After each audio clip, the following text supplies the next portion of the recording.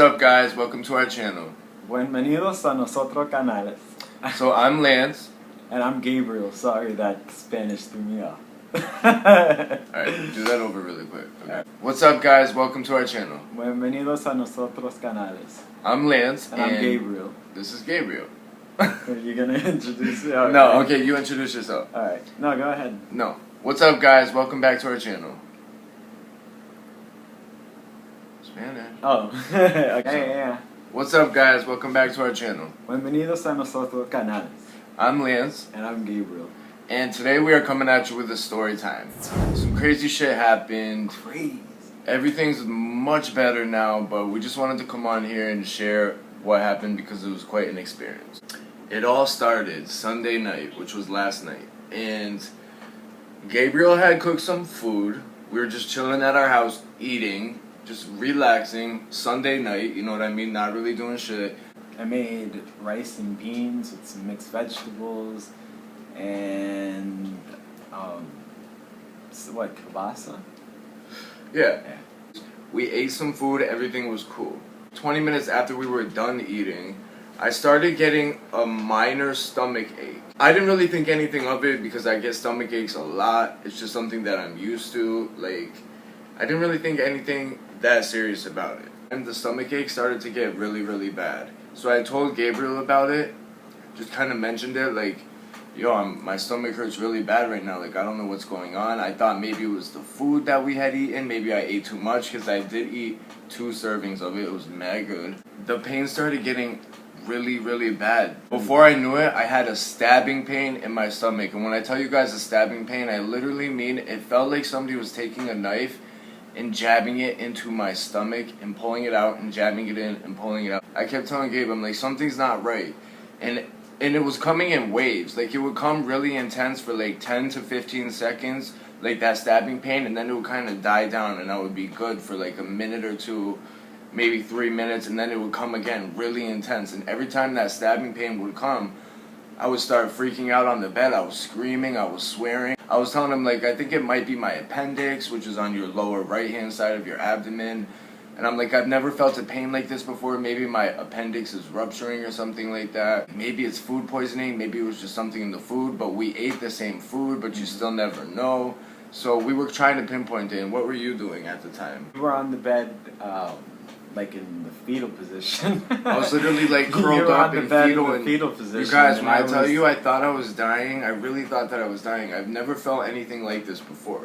I was feeling your stomach to see if it was if the pain was behind your belly button or if it was on the right hand side. I just started looking up the signs and symptoms of like if it could have been your appendix, if it was like diverticulitis, if it was different things. So at that point, I think that's when you started getting nauseous and you were getting cold. That pain lasted for like 45 minutes and it just wouldn't stop. And I'm like, normally if it's like a stomach ache, you'll cramp up for a while and then it'll stop. It wasn't stopping, it kept getting worse. I have a really high pain tolerance, so as bad as it hurt, I didn't want to call an ambulance because that's just not how I roll. That's not my style, you know? Like, he kept asking me, do you want to call an ambulance? Because he saw how much pain I was in. Curled up in a ball, screaming, like, felt like I was getting stabbed in the stomach. And out of nowhere, I sit up. The pain's really bad at this point. I sit up in the bed and I'm like, Gabe, I really think I'm gonna throw up. Grab me the trash can. He runs over, grabs the trash from me and brings it to me. Right when he hands me the trash can, I start throwing up profusely. The Exorcist, like that projectile puke. I was puking nonstop in this trash can. Like, I've never thrown up before. I'm not a person who throws up a lot anyway. So for me, that's not normal, and it was non-stop. It kept going, and I was throwing up for maybe like 10 minutes straight, non-stop. And after I was done throwing up, I just sat on the bed, and I kind of started to feel better. Like, the stomach cramp, the bad stabbing pain started to go away after I threw up, and I'm like, okay, it was something I ate, like, it needed to come out, like, I'm starting to feel better. It was probably like, what, 11:30? Yeah. 11:30 around that time, and we're like, alright, maybe, you know, it passed. So we turn on like a documentary, we're just watching, we were gonna go to bed, and all of a sudden that pain started to come back in my stomach again, and I'm like, Gabe, that shit is coming back. It was coming in waves, really, really painful, like a stabbing pain. I'm on the bed, curled up in a ball, just rocking, screaming, almost in tears at this point. But when I'm in a lot of pain, I get more so angry. I'm not a crier. I swear and I punch things. Because that's just all I know what to do when I'm in that much pain. Do you want me to call an ambulance at this point? I'm still like, no, like, don't do it. I was trying to ride it out because, like, calling 911 is the last thing I want to do. And I'm like, Gabe, grab me the trash can again. I think I'm going to puke. And this was like, the pain was going on for like another 20 minutes at this point. And I'm like, I'm going to puke again. He runs and grabs me the trash can again, hands me the bucket, and I start throwing up profusely again.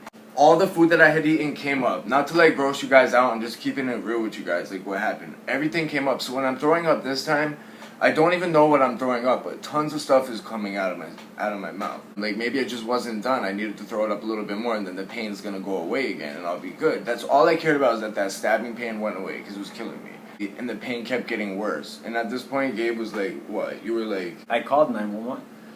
Well, you didn't call 911 at that point, but you were like, I'm gonna call. Yeah. Like, I don't fucking care, I'm calling. And I was still telling him no. I'm like, I wanted him to because I was in so much pain, but I kept thinking, like, have the ambulance show up here, all the lights, everybody outside watching me. It was like 12, after midnight at this point. It was like 12:15 maybe. And I started feeling like I couldn't breathe, and that's what was scaring me. Not only that really bad stabbing pain, but I started feeling like I wasn't able to breathe. That's when I told him, I was like, alright, call 911. Just call them. I called 911. The operator answered. The operator was like, 911 emergency, and then they said, state the address. What? State the address of your emergency. So I told them our address. Then they said, okay, what's the nature of your emergency? So I told them, and then they were like, oh, hang on 1 second, I'll switch you over to local 911. And this whole time, I'm fucking dying, thinking I'm gonna die. I can't breathe. All I want is the ambulance to get here at this point. I didn't even care at that point.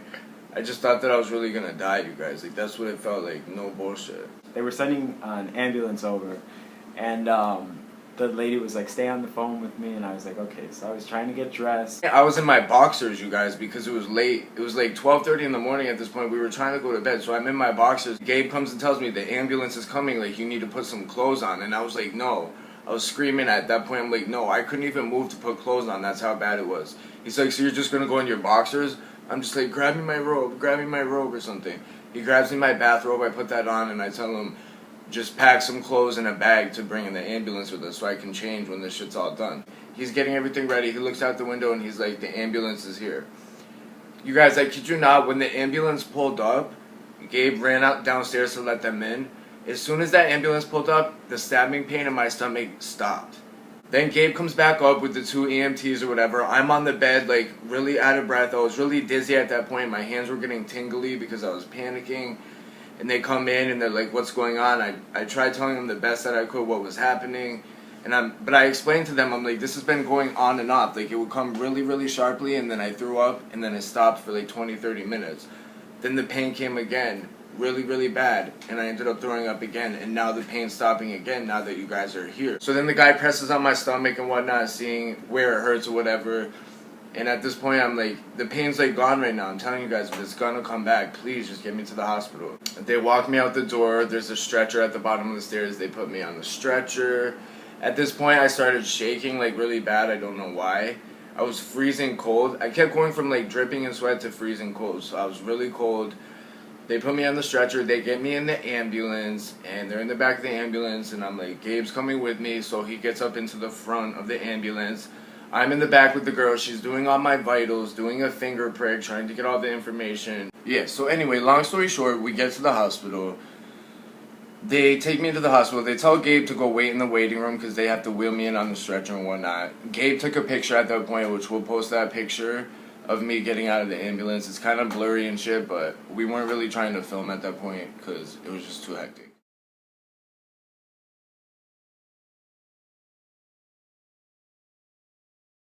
So they're like, alright, we're going to put you into a wheelchair and we're going to wheel you out to triage. And they're like, it shouldn't take too long. It's not too crazy in here tonight because that hospital gets really busy. There Gabe is. So I'm out there in a wheelchair waiting for the nurse to call me back. The stabbing pain starts to come back, you guys. The worst that it had been the entire night. Luckily, the nurse had come out and called me right at that point. The pain started even fucking worse, and I don't even remember at this point what happened. I think I passed out. Gabe says I didn't, but I don't remember anything. My hands were like stuck in the weirdest position. They were like this. You kept saying, my hand can't move. I kept telling him my hands couldn't move because my hands weren't moving. I woke up, I had a blood pressure cuff on me here. They put an ice pack on the back of my neck because I was dripping in sweat. I could feel the sweat pouring down my face. Gabe says I was like loud. I don't even remember that. He says I was like swearing really loud and like just. I don't even remember that part, you guys.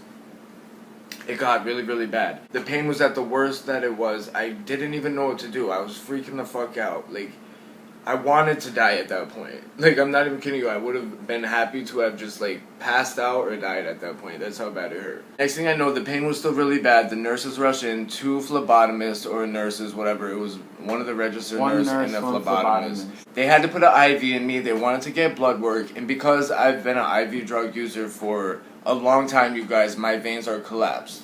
I'm just keeping it real with you guys. I have a lot of collapsed veins in all my arms and my hands. It's very hard for them to get an IV into me. So I had one girl over here trying to get a needle in to draw blood, and one girl on this arm trying to get an IV into me, and they couldn't get it. She finally got the IV in here. I don't know if you guys can see how bruised it is. Yeah. That one, she couldn't get it. She finally found an IV down here, which hurts really bad. And then right here is where they drew blood. I don't have any veins here, you guys, or here. These are all collapsed. My ALV veins or whatever they are, they're all collapsed. So they had to go here and back here. But Gabe was explaining to them, like, he's on methadone. He's been an IV drug user for a long time. His veins are really bad. So that they kind of knew what they were working with. So they finally got it. I didn't see a fucking doctor until like 3:30, 4 o'clock in the morning. No bullshit. We got to the hospital at like 12:30. Between 12:30 and 1 o'clock, I didn't see a doctor till like 4 o'clock. The doctor comes in. I'm in agony this entire time, these couple hours. He comes in, he's like, asks me what's wrong. He's feeling around. I'm telling him every single thing, and I'm like, listen, I'm on methadone. I'm a recovering opiate drug addict. Like, I'm clean though, but I'm on methadone. Just trying to be honest with him because all I wanted was them to fix the fucking pain. That's it. So some more time goes by. I'm in agony. It's like 4:30 at this point. The nurse comes in with a bunch of, 3 medicines? Yeah. Well, 2 medicines. A painkiller, anti-nausea medicine, and then another. She comes in with the syringes. She's like, I have a pain med for you. I have an anti-nausea med for you. We're going to put these all in your IV, and then we're going to get you on like a saline drip to get you hydrated because you've been throwing up so much. And it was burning. I thought she had fucked up on the IV because she had to put it in a little vein of mine that they don't normally put IVs in. It was burning so bad, and I kept telling her, that shit burns. All I wanted was the pain to stop. I didn't give a fuck at that point. I just needed it to stop. Literally within 15-20 minutes after them administering the medication to me, that stabbing pain stopped. And I told Gabe, we were so tired at that point, so it was like 5 o'clock in the morning, and we knew we had to go to the methadone clinic because, yes, we are on methadone, we're in recovery, and you have to go to the methadone clinic in the morning. They close at 11 o'clock. And the pain went away, and that's all I wanted. So the nurse comes back in like another hour later and was like, how you feeling? I'm like, that stabbing pain went away, and I told her, that's all I care about. She's like, are you still nauseous? And at that point, I was still nauseated really bad, and I still had a stomach cramp going on, but it wasn't the stabbing pain. So she's like, okay. Walks out. And at this point, I had realized, since I was honest with them and told them that I was on methadone and that I was in recovery from opiate addiction, I was being treated like shit at this point. Gabe didn't realize it, but I knew right away because I'm used to it. So she was just kind of being bitchy to me at that point. And she comes back in a little while later and she's like, alright, we're sending you home. We have some scripts for you, da-da-da. And at that point, it was like 6-something in the morning, already light out, and I just wanted to go. At that point, I was scared that the pain might come back, but I just wanted to get out of there. I didn't even care.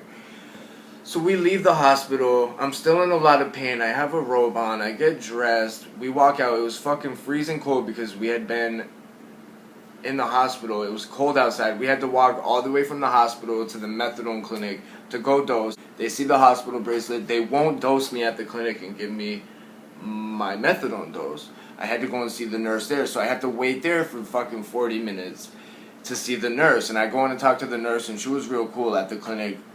About everything. She's like, The hospital was treating you like shit. They probably thought you were drug seeking. They do that. Next time, if this comes back, go to this hospital because there's 2 hospitals in the city here. And we got to leave. We walked all the way back home at this point. We got home at like 7:30 or something. I got 2 prescriptions that I have to take now. A pain medicine, which is not an opiate because I didn't want opiates, and a nausea medication.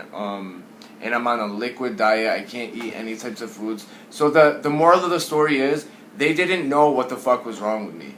The nurse came in and told me it was either food poisoning, some kind of gastrointestinal virus or infection, or it could have been that the methadone was actually too acidic for my stomach and it was eating the lining of my stomach and putting a hole into my stomach, which is what one of the medications is for. We were so tired, I passed out, slept most of the day today, woke up.